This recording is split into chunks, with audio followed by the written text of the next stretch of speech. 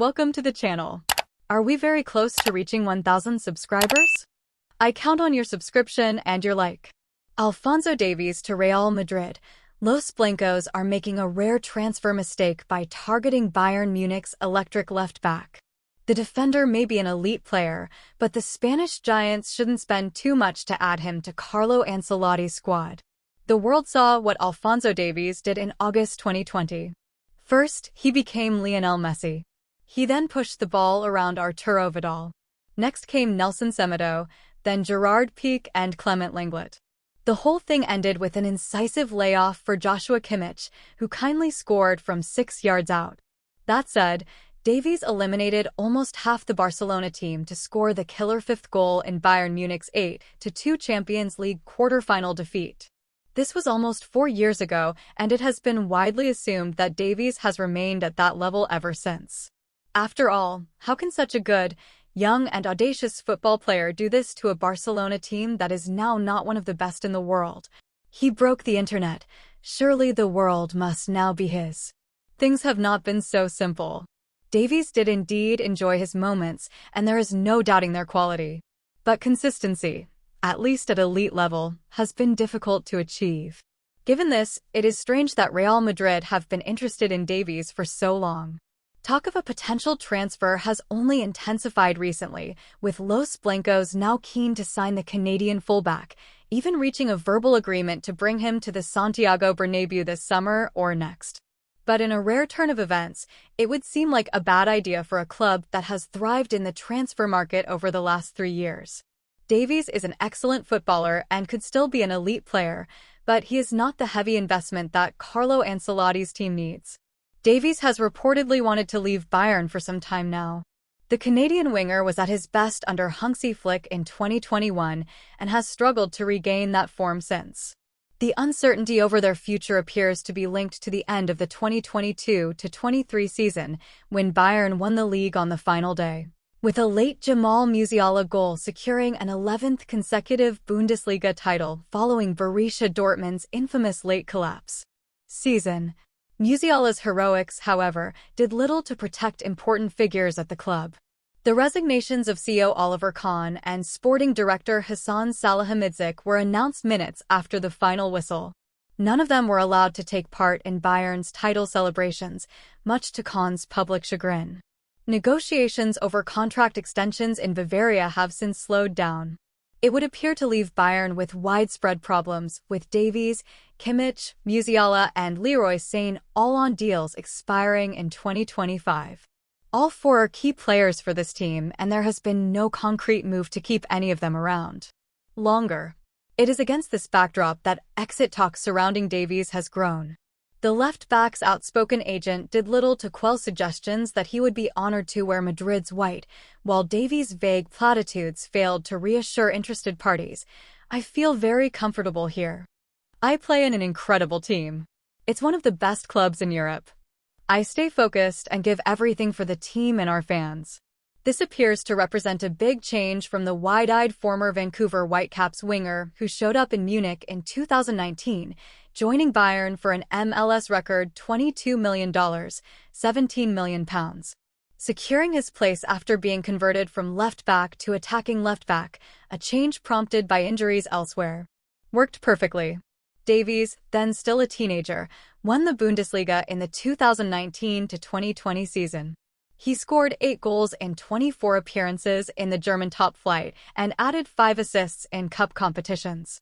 He became the fastest player in Bundesliga history, reaching 36.51 kilometers per hour, 22.69 miles per hour, in a clash with Werder Bremen.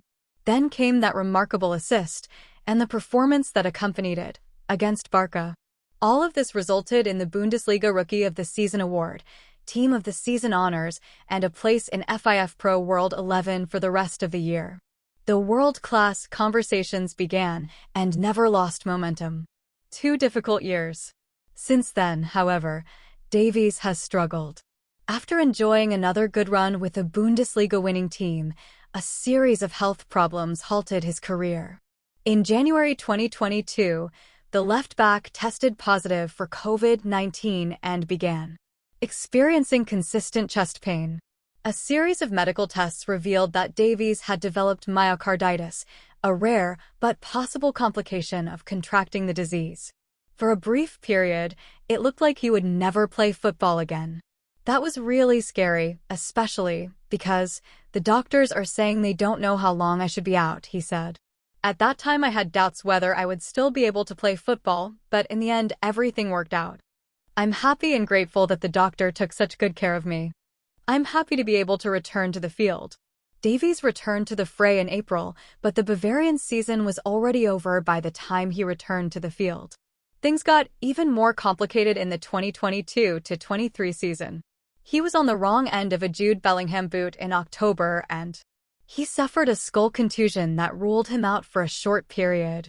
Another crash, suffered in November, put his World Cup at risk. And although he played for his country in Qatar, this was not a fully fit player showcasing his talent, even if he impressed. Davies recovered somewhat in the following months, but missed the last 5 matches of the Bundesliga season. At that time, transfer negotiations had begun and new manager Thomas Tuchel proved he could build a team without him.